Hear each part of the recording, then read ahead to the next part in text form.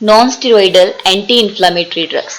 जो स्टेरॉइड्स हैं ये एंटी इन्फ्लामेटरी होते हैं, यानी ये इन्फ्लामेशन को रिड्यूस करने का काम करते हैं। लेकिन ऐसे ड्रग्स जो कि इन्फ्लामेशन को रिड्यूस कर रहे हैं लेकिन स्टेरॉइड्स नहीं है, वह हमारे नसेड्स की कैटेगरी में आते हैं, यानी non steroidal anti inflammatory drugs. तो सबसे पहला एमसीक्यू इसमें से, drug use to relieve pain. Pain को रिलीव करने के लिए जो ड्रग्स यूज होते हैं उन्हें हम बोलते हैं analgesics. Second question, drug of choice to control pain in patient with acute pancreatitis. अगर पेनक्रियाज में इन्फ्लामेशन है तो उस केस में पेन को रिड्यूस करने के लिए कौन सी ड्रग ऑफ चॉइस है? तो उस केस में हमारी ड्रग ऑफ चॉइस है मेप्रिडिन। इसमें से एक और क्वेश्चन पूछा जाता है कि इस केस में कॉन्ट्रा इंडिकेटेड कौन सी ड्रग रहती है, यानी अगर पेशेंट में एक्यूट पेनक्रियाटाइटिस है तो उस केस में कौन सी ड्रग कॉन्ट्रा इंडिकेटेड रहेगी पेन के लिए? तो उस केस में हमारी मॉर्फिन जो रहती है वो कॉन्ट्रा इंडिकेटेड रहती है।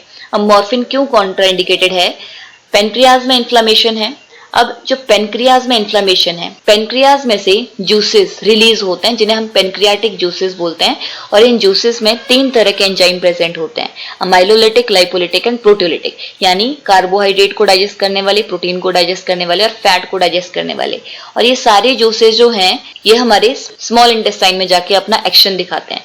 लेकिन अब यहाँ पे जहां पे ये कॉमन बाइल डक्ट आ रही है और कॉमन बाइल डक्ट के साथ साथ पेनक्रियाटिक डक्ट एक जंक्शन बना रही है, और उस जंक्शन के ऊपर एक स्फिंक्टर प्रेजेंट है जिसे हम बोलते हैं स्फिंक्टर ऑफ ओडाई। और जो हमारी मॉर्फिन ड्रग है ये स्फिंक्टर में स्पाज्म कॉज करती है, और स्पाज्म की वजह से जो स्फिंक्टर है अच्छे से रिलैक्स नहीं हो पाएगा, रिलैक्स नहीं होगा तो ओपन नहीं होगा, जिसकी वजह से पेनक्रियाटिक जूसेस जो हैं वो फर्दर स्मॉल इंटेस्टाइन में ड्रेन नहीं होते हैं, और स्मॉल इंटेस्टाइन में ड्रेन नहीं होंगे तो पेनक्रियाज में इकट्ठा होंगे। और इन जूसेस में 2 एंजाइम रहते हैं, ट्रिप्सिन एंड कीमोट्रिप्सिन। और ये ट्रिप्सिन और कीमोट्रिप्सिन जो हैं ये दोनों एंजाइम्स अगर पेनक्रियाज में इकट्ठा होंगे उसकी वजह से फर्दर पेनक्रियाज की ऑटो डाइजेशन शुरू कर देंगे, यानी पेनक्रियाज को हार्म करना, डाइजेस्ट करना शुरू कर देंगे, जिसकी वजह से फर्दर पेनक्रियाज में और ज्यादा इन्फ्लेमेशन होगी। इसीलिए मॉर्फिन इस केस में कॉन्ट्राइंडिकेटेड रहती है, क्योंकि वो स्फिंक्टर ऑफ ओडाई का स्पाज्म कर रही है और फर्दर जूसेस अंदर ही रहेंगे पेनक्रियाज के, और उसमें जो 2 एंजाइम्स है ट्रिप्सिन एंड कीमोट्रिप्सिन वो further auto digestion of pancreas शुरू कर देंगे। Next question, NSAID drug of choice to treat uncomplicated limited arthritis. अगर जॉइंट्स में इन्फ्लामेशन है उसके लिए, अगर अनकॉम्प्लिकेटेड है उसमें हमारी ड्रग ऑफ चॉइस रहती है ब्रूफिन। अब जो नसेड्स हैं उनका एक मेन एक्शन रहता है कि वो प्रोस्टाग्लैंडिन्स को इनहिबिट करते हैं, यानी ये प्रोस्टाग्लैंडिन्स के फंक्शन को कम कर देते हैं। तो जो प्रोस्टाग्लैंडिन है वो क्या क्या करती हैं? एक तो वो पेन कॉज करती हैं, तो नसेड्स जो हैं जो भी प्रोस्टाग्लैंडिन काम करेगी उस सारे काम को कम कर देंगे, इनहिबिट कर देंगे। तो अगर प्रोस्टाग्लैंडिन पेन कॉज कर रही है तो वैसा एनाल्जेसिक एक्ट करते हैं, अगर प्रोस्टाग्लैंडिन फीवर कॉज कर रही हैं तो एज एंटीपायरेटिक एक्ट करते हैं, अगर प्रोस्टाग्लैंडिन इन्फ्लामेशन कॉज कर रही हैं तो एंटी इन्फ्लामेटरी भी एक्ट करते हैं। जो प्रोस्टाग्लैंडिन्स हैं ये डक्टस आर्टरियोसिस को ओपन रखने का काम करती हैं, पेटेंट रखने का काम करती हैं। हम आगे फर्दर देखेंगे डक्टस आर्टरियोसिस क्या है।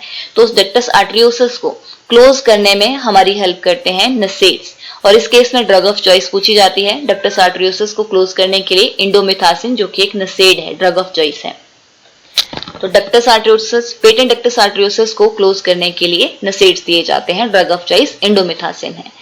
जो प्रोस्टाग्लैंडिन्स है एचसीएल की सिक्रेशन को कम करती है, तो उससे ऑपोजिट एक्शन करेंगे नसेड्स, यानी एचसीएल की सिक्रेशन को ज्यादा करेंगे। अगर एचसीएल की सिक्रेशन स्टमक में ज्यादा हो रही है उस वजह से या तो गैस्ट्रिक अल्सर्स हो सकते हैं या फिर पेप्टिक अल्सर्स हो सकते हैं। जो गैस्ट्रिक अल्सर्स होते हैं वो सिर्फ स्टमक में होते हैं, लेकिन जो पेप्टिक अल्सर्स हैं ये स्टमक में भी हो सकते हैं, ईसोफेगस में भी हो सकते हैं, और साथ में ड्यूडिनम जो कि स्मॉल इंटेस्टाइन का फर्स्ट पार्ट है वहां पे भी अल्सर्स हो सकते हैं।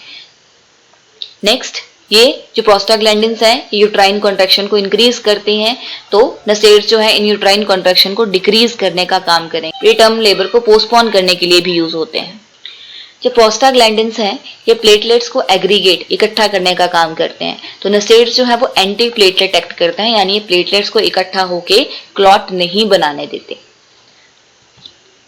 Next question, cause of gastritis. Gastritis यानी इन्फ्लामेशन ऑफ स्टमक। तो स्टमक में इन्फ्लामेशन इनमें से किस किस वजह से हो सकती है? जो एच पाइलोरी है ये एक बैक्टीरिया है, और ये इसका क्वेश्चन भी पूछा जाता है। मोस्ट कॉमन कॉज है गैस्ट्राइटिस का, और गैस्ट्रिक अल्सर्स का भी ये मोस्ट कॉमन कॉज है। अब ये एक बैक्टीरिया है तो स्टमक में इन्फ्लामेशन कैसे करेगा? ये बैक्टीरिया HCl की सिक्रीशन को इंक्रीज कर देता है। अगर HCl की सिक्रीशन ज्यादा होगी तो ज्यादा एसिड प्रोड्यूस हो रहा है, जिसकी वजह से स्टमक की सबसे अंदर वाली लाइनिंग यानी कि म्यूकोजा जो है वो डैमेज हो सकती है, ब्रेक डाउन हो सकती है, जिसकी वजह से इन्फ्लामेशन होगी और गैस्ट्राइटिस होगा। नसेड्स में हमने ऑलरेडी कर लिया कि नसेड्स गैस्ट्रिक एसिड की सिक्रीशन को ज्यादा करते हैं, HCl की सिक्रीशन को ज्यादा करते हैं, तो ये भी गैस्ट्राइटिस कॉज कर सकते हैं। अल्कोहल और स्मोकिंग भी गैस्ट्राइटिस कॉज करते हैं, तो इसका राइट ऑप्शन रहेगा all of the above. Which of the following neurological side effect is anticipated in an elderly patient who is on NSAIDs? तो elderly patient यानी जिनकी एज ज्यादा है, अगर उनमें आप NSAIDs दे रहे हैं तो उनमें ब्रेन से रिलेटेड न्यूरोलॉजिकल साइड इफेक्ट क्या देखने को मिल सकता है? तो इनमें से राइट ऑप्शन है कोग्निटिव डिसफंक्शन। तो जिन एल्डरली पेशेंट में NSAIDs दिए जा रहे हैं उनमें कोग्निटिव डिसफंक्शन हो सकता है, यानी उनका अटेंशन जो रहेगा वो कम हो सकता है, डेफिशिएंट अटेंशन हो सकती है, प्रॉब्लम सॉल्विंग उनमें कम हो सकती है, मोटर फंक्शनिंग अफेक्ट हो सकती है, साथ साथ में मेमोरी अफेक्ट हो सकती है, विजुअल ऑडिटरी प्रोसेस जो है वो भी सारी अफेक्ट हो सकती है NSAIDs की वजह से। तो कोग्निटिव फंक्शन यानी मेन थिंकिंग से रिलेटेड फंक्शन जो है वो कम हो जाएंगे प्रॉब्लम सॉल्विंग और अटेंशन से। Aspirin is not given in patient who is already on heparin. तो हेपरिन जो है ये एंटीकोगुलेंट है, तो ये क्लॉट बनने नहीं देता, एंटीकोगुलेंट है।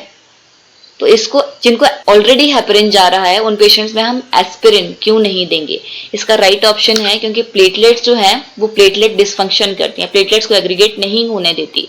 अब जो एंटीकोगुलेंट है वो पहले ही क्या कर रहे हैं, क्लॉट को नहीं बनने दे रहे। अगर आप प्लेटलेट का डिसफंक्शन करने वाली ड्रग यानी एस्पिरिन दे रहे हैं तो इसका फंक्शन और ज्यादा इंक्रीज होगा, जिसकी वजह से ब्लीडिंग टेंडेंसी इंक्रीज होगी और पेशेंट में आपको हैमरेज या ब्लीडिंग देखने को मिल सकता है। हेपरिन एंटीकोगुलेंट है और जो एस्पिरिन है ये एंटी प्लेटलेट है, तो दोनों का फंक्शन रहता है कि क्लॉट बनने नहीं देते। अगर दोनों ड्रग साथ में जा रही हैं तो पेशेंट में ब्लीडिंग देखने को मिल सकती है।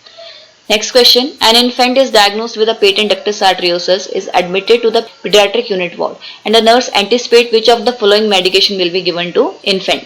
ये क्वेश्चन हमने ऑलरेडी कर लिया है, इसमें हम NSAIDs देंगे, यानी इनमें से जो NSAID है हमारा वो ब्रूफिन है। तो पेटेंट डक्टस आर्टरियोसिस क्या है? जो फीटस रहता है उसमें डक्टस आर्टरियोसिस ओपन रहता है, पेटेंट रहता है, यानी जो हमारा अयोटा है और जो पल्मोनरी आर्टरी है उसके बीच में एक ओपनिंग प्रेजेंट रहती है मिक्सिंग ऑफ ब्लड के लिए, लेकिन आफ्टर बर्थ ये जल्दी क्लोज हो जाती है। लेकिन अगर फिर भी ओपन रहती है तो इसको बंद करने के लिए, क्लोज करने के लिए हम NSAIDs प्रेफर करते हैं। ड्रग ऑफ चॉइस इसमें इंडोमिथासिन है। तो जिन पेशेंट्स में आप लाइगेशन नहीं कर सकते, लाइगेशन यानी बांधना, लाइगेट करके बंद नहीं कर सकते इस ओपन डक्टस आर्टरियोसिस को, उस केस में हम NSAIDs यूज करेंगे। Next question, withdrawal symptoms do not occur in case of which of the following medication? withdrawal symptoms का मतलब है अगर आप कोई भी ड्रग स्टॉप कर रहे हैं उसके बाद या तो आपको फिजिकल सिम्टम्स पेशेंट में देखने को मिलेंगे या तो मेंटल सिम्टम देखने को मिलेंगे उस ड्रग को स्टॉप करने की वजह से। तो इनमें से ऐसे कौन से ड्रग्स हैं जिनमें आपको withdrawal सिम्टम नहीं देखने को मिलते हैं? तो राइट ऑप्शन है NSAID।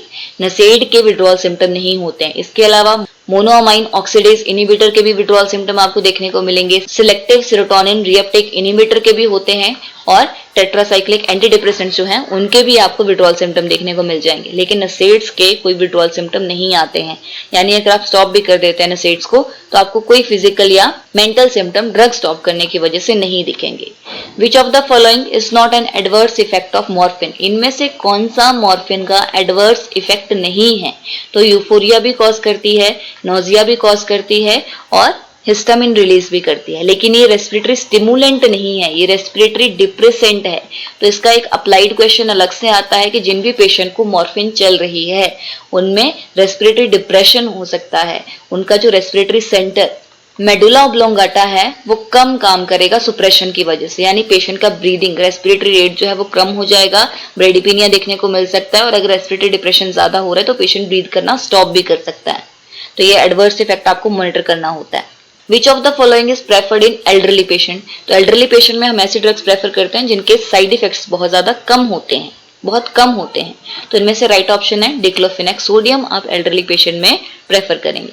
Morphine is contraindicated in which of the following? इनमें से कौन से कंडीशन में मॉर्फिन कॉन्ट्राइंडिकेटेड है यानी नहीं देंगे? तो ब्रोंकियल अस्थमा में हम नहीं देंगे मॉर्फिन क्योंकि ये ब्रोंकोस्पाज्म करती है, ब्रोंको कंस्ट्रिक्शन करती है। और अस्थमा के केस में पहले ही क्या है, जो हमारा ब्रोंकस है, एयरवे है पेशेंट का, वो इन्फ्लामेशन की वजह से ऑलरेडी नैरो है। तो अगर आप ब्रोंकोस्पाज्म या कंस्ट्रिक्शन कर रहे हैं तो पेशेंट का एयरवे और ज्यादा नैरो हो सकता है, इसलिए मॉर्फिन कॉन्ट्राइंडिकेटेड रहेगी ब्रोंकियल अस्थमा के केस में। Frusemide should not be administered with NSAID because later. Frusemide हमें नसेड्स के साथ एडमिनिस्टर क्यों नहीं करनी है? क्योंकि जो फ्रूसेमाइड है ये लूप डायरेटिक है। डायरेटिक यानी ये हमारी बॉडी से फ्लूइड की सिक्रेशन को ज्यादा करती है, एक्सक्रीशन को ज्यादा करती है और किडनी की तरफ ब्लड फ्लो इंक्रीज करती है। जितना ज्यादा किडनी की तरफ ब्लड फ्लो होगा उतना ही ज्यादा किडनी फिल्टर करेगी और उतना ही ज्यादा यूरिन बनाएगी और बॉडी से फ्लूइड आउट होगा। लेकिन ये नसेड्स इस फंक्शन में इंटरफेयर करते हैं, यानी ये फ्रूसेमाइड के फंक्शन को कम कर देते हैं। कैसे कम करते हैं? ये प्रोस्टाग्लैंडिन सिंथेसिस को कम करके फ्रूसेमाइड के एक्शन को इनिबिट करते हैं। प्रोस्टाग्लैंडिन हमने पहले ही देखा कि नसेड्स प्रोस्टाग्लैंडिन के एक्शन को कम कर रहे हैं। नसेड्स प्रोस्टाग्लैंडिन्स के सिंथेसिस को कम कर रहे हैं, जिस वजह से फर्दर इंटरफेयर करेगा डायरेटिक्स के फंक्शन के साथ, फ्रूसेमाइड के फंक्शन के साथ। तो दोनों साथ में नहीं ली जाएगी क्योंकि जो फ्रूसेमाइड है उसका एक्शन कम हो जाएगा और अगर फर्दर पेशेंट की कंडीशन वर्स हो सकती है। Which of the following is first line drug used for pain management? तो फर्स्ट लाइन यानी सबसे पहले जो आप ड्रग देंगे, फिर से हम वैसे ही ड्रग देंगे जिसके साइड इफेक्ट सबसे कम है, वही सबसे पहले दी जाएगी। इनमें से राइट ऑप्शन है एसिटामिनोफेन यानी पीसीएम आप प्रेफर करेंगे पेन मैनेजमेंट के लिए सबसे पहले। Next question, the classical substances that increase the sensitivity of pain receptors by enhancing the pain provoking effect of bradykinin। जो ब्रेडिकाइनिन है, अब इस केस में जो पेन रिसेप्टर्स हैं वो नोजिसेप्टर्स हैं। नोजिसेप्टर्स जो है हमारे पेन रिसेप्टर्स हैं, पेन की सेंसेशन लेके जाते हैं। तो नोजिसेप्टर्स को स्टिमुलेट करने का काम करती हैं प्रोस्टाग्लैंडिन्स। तो इस केस में हमें पूछा गया है कि ऐसा कौन सा सब्सटेंस है जो पेन की सेंसिटिविटी और पेन के रिसेप्टर्स की सेंसिटिविटी को इंक्रीज कर रहा है। तो प्रोस्टाग्लैंडिन पेन को इंक्रीज करते हैं। कैसे इंक्रीज करते हैं? ये ब्रेडिकाइनिन के थ्रू जो हमारे नोजिसेप्टर्स हैं इनको स्टिमुलेट करवाते हैं। Prostaglandins are responsible for pain by increasing sensitivity of pain receptor। Pain receptor की सेंसिटिविटी को इंक्रीज कर देते हैं। कैसे इंक्रीज करते हैं? ये पेन प्रोवोकिंग सब्सटेंसेस जैसे कि ब्रेडिकाइनिन है उनको और ज्यादा स्टिमुलेट करके, प्रोवोक करके। Next, in caring for a child following accidental injection of acetaminophen, यानी एक बच्चा है उसने पीसीएम जो है गलती से खा लिया, तो उस केस में आपको कौन से चेंजेस जो हैं बच्चे के हेल्थ स्टेटस में मॉनिटर करने हैं। तो पीसीएम जो है ये हिपैटोटॉक्सिक ड्रग है, यानी ये लिवर को डैमेज करती है और अगर बच्चे ने गलती से खा ली है तो उसमें आपको लिवर के एंजाइम्स यानी सीरम ट्रांसअमीनेज लेवल चेक करना है, जो कि हमारा हिपैटिक एंजाइम है, लिवर का एंजाइम है। Next, which of the following you monitoring patient taking high dose of acetaminophen. हमने पहले ही देखा कि एसिटामिनोफेन अगर लंबे टाइम के लिए चलेगी तो वो लिवर को डैमेज करेगी, तो इस केस में आपको लिवर फंक्शन असेस करने हैं साथ साथ में। Paracetamol is not given to patient who are already suffering from, जिनको ऑलरेडी लिवर के डिसऑर्डर है उनको भी आप पैरासीटामोल नहीं देंगे, क्योंकि एसिटामिनोफेन या पैरासीटामोल पीसीएम जो है ये लिवर को अफेक्ट करती है, डैमेज करती है, हिपैटोटॉक्सिक है। Next question, which of the following has highest toxicity to a child, यानी बच्चे में किस ड्रग की डोज ज्यादा हो सकती है और उसकी वजह से एडवर्स इफेक्ट देखने को मिल सकते हैं। तो paracetamol is right option. Next question, which of the following analgesic drug lakhs anti inflammatory action, इनमें से कौन सी ड्रग का एंटी इन्फ्लामेटरी एक्शन नहीं है? Right option is paracetamol. बाकी पिरोक्सिकैम, डिक्लोफेनाक सोडियम एंड ब्रूफिन, इन तीनों का एंटी इन्फ्लामेटरी एक्शन भी है, लेकिन जो पैरासीटामोल है वो इन्फ्लामेशन को रिड्यूस नहीं करती है, इसका एंटी इन्फ्लामेटरी एक्शन नहीं है। What is the chemical name of aspirin? Aspirin का केमिकल नेम है एसिटाइल सैलिसिलिक एसिड। एक एसिड है, सैलिसिलिक एसिड है। फंक्शन ऑफ एस्पिरिन, एस्पिरिन के फंक्शन क्या क्या है? तो एस्पिरिन नसेड है, एस्पिरिन नसेड है तो ये एनाल्जेसिक भी है, पेन को भी रिड्यूस करती है, इन्फ्लेमेशन को भी कम करती है और एंटी प्लेटलेट भी है, प्लेटलेट्स को एग्रीगेट नहीं होने देती। तो इसमें से all of the above right option है।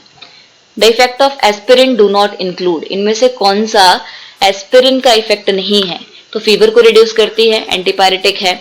इसके अलावा reduction of prostaglandin synthesis, prostaglandin के सिंथेसिस को कम करती है क्योंकि ये नसेड है।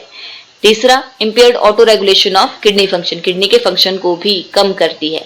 लास्ट ऑप्शन राइट है, reduction of blood tendencies, bleeding tendencies. ये ब्लीडिंग टेंडेंसीज को कम नहीं करती, ये ब्लीडिंग टेंडेंसीज को इंक्रीज करती है, क्योंकि ये एंटी प्लेटलेट है। प्लेटलेट जो है वो इकट्ठा होके ब्लीडिंग को स्टॉप करने में हेल्प करते हैं, लेकिन ये एंटी प्लेटलेट है, प्लेटलेट को इकट्ठा नहीं होने देती, जिसकी वजह से ब्लीडिंग टेंडेंसीज जो होंगी वो इंक्रीज होंगी। विच of the following is most common side effect of aspirin. अब ब्लीडिंग टेंडेंसीज एस्पिरिन की वजह से इंक्रीज हो रही है तो अंदर बॉडी के अंदर ब्लीड हो सकता है, यानी गैस्ट्रो इंटेस्टाइनल ब्लीडिंग इन पेशेंट्स में आपको देखने को मिल सकती है as a side effect. Which symptom of aspirin toxicity should be checked by a nurse first. तो इनमें से अगर एस्पिरिन टॉक्सिसिटी यानी एस्पिरिन की डोज अगर पेशेंट की बॉडी में ज्यादा हो रही है तो आपको सबसे पहले क्या चेक करना है। तो ये क्वेश्चन बहुत बार आया है। तो सबसे पहले आपको टिनाइटिस, जो कि इसका प्राइमरी साइड इफेक्ट है टॉक्सिसिटी के बाद जो देखने को मिलता है, एस्पिरिन टॉक्सिसिटी के बाद सबसे पहले टिनाइटिस यानी ringing sensation in year, patient को एबनॉर्मल साउंड सुनाई देगी, रिंगिंग सेंसेशन, तो टिनाइटिस सबसे पहले चेक करना है। Next, a client with rheumatoid arthritis is receiving Brufen, patient को रूमेटॉइड आर्थराइटिस है और वो ब्रूफिन ले रहा है उसके लिए। Which statement would indicate that client has a correct understanding of Brufen. तो इनमें से कौन सी स्टेटमेंट आपको बता रही है कि पेशेंट जो है आपके इंस्ट्रक्शन को समझ गया है। तो इसमें से राइट ऑप्शन है I should take medicine between meal. जो ब्रूफिन है ये नसेड है और इसका हमने पहले ही पढ़ लिया कि जो नसेड्स हैं ये HCl के सिक्रेशन को इंक्रीज करते हैं, तो कभी भी नसेड खाली पेट नहीं दिए जाते हैं क्योंकि ये फर्दर HCl की सिक्रेशन को ज्यादा करेंगे। या तो इनको हम खाने के बाद देंगे या फिर बिटवीन मील्स दिए जाएंगे, लेकिन खाली पेट एम्प्टी स्टमक नहीं दिए जाते हैं। Which of the following NSAID is a propionic acid derivative. तो इनमें से जो ब्रूफिन है वो प्रोपियोनिक एसिड डेरिवेटिव है। So that's all, thank you so much. I hope कि वीडियो आपके लिए यूजफुल रहा होगा। Kindly like, share and subscribe our channel. Thank you.